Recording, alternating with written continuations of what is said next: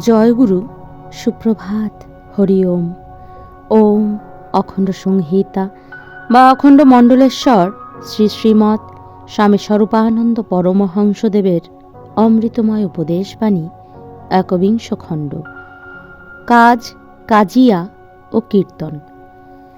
ঢাকা জেলা অন্তর্গত মধ্যপাড়া নিবাসী জনৈক পত্রলেখকের পত্রের উত্তরে শ্রী শ্রী বাবামণি লিখিলেন, একদিকে ভক্তদের পবিত্র কণ্ঠ উচ্চারিত সুমধুর হরিনাম শ্রবণ করিতেছি, অন্যদিকে আবার তোমাদের পারস্পরিক নানাবিধ কলহের বিচিত্র ইতিহাস সাধ্যাতীত ধৈর্য সহকারে পাঠ করিয়া যাইতেছি।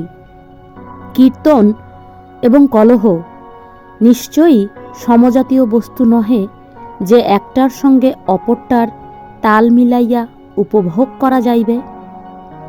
যেই সময়ে তোমরা মনে করিতেছ যে তোমাদের মধ্যেকার সমস্ত কলহের মূল কারণটির সৃষ্টি করিয়াছে তোমাদের সহিত বিবাদমান প্রতিপক্ষের একটি অসহনীয় ও ক্ষমার অযোগ্য আচরণ, সেই সময়েই তোমাদের আবার আত্মানুসন্ধানের প্রয়োজন আছে যে বাস্তবপক্ষে তোমাদেরই কোনো আচরণ হইতে হয়তো যাবতীয় অনর্থের উৎপত্তি ঘটিয়াছে এবং তোমরা নিজেদের দোষ, নিজেদের ত্রুটি দেখিতে পাও না বা ধরিতে পারো নাই বলিয়া বিক্ষুব্ধ অন্যতর একদল লোককে সকল সমস্যার মূল বলিয়া অনুচিতভাবে দোষী করিতেছ কিনা।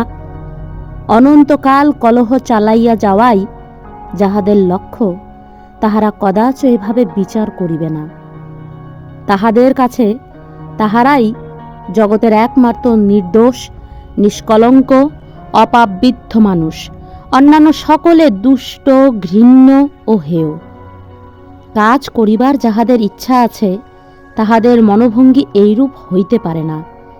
আগে ঠিক করিয়া বুঝিয়া নাও যে তোমরা কাজ করিতেই চাহ না কাজিয়া করিতে চাহ।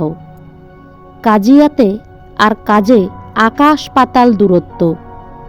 ঝগড়া কলহ কাজের কেবল গতি হ্রাসই ঘটায় না, কাজের রুচিও নষ্ট করে। কলহ বাড়ে বেশি কথাতে, আর একজনের কথার অন্যের দ্বারা ভুল অর্থ করাতে। কলহের উপক্রম দেখিলেই তোমরা কথা কমাইয়া দিও। মিত্রামিত্র নির্বিশেষে সকলকে ডাকিয়া বলিও, এসো ভাই, কলহ করিয়া কাজ নাই, আমরা হরিনাম কীর্তনে বসিয়া যাই। যার যার ইষ্টে মনের অভিনিবেশ সাধনের মধ্য দিয়া এসো ভাই, ঝগড়া কলহের উষ্ণ আবহাওয়াটাকে স্নিগ্ধ শীতল শান্ত করিয়া লই। এসো কীর্তনানন্দে মনের উগ্রতা ভুলি, ভাষার বল্গাবিহীনতাকে শাসন করি, অন্যের উপরে মিথ্যাকে আরোপ করার প্রবণতা দূর করি।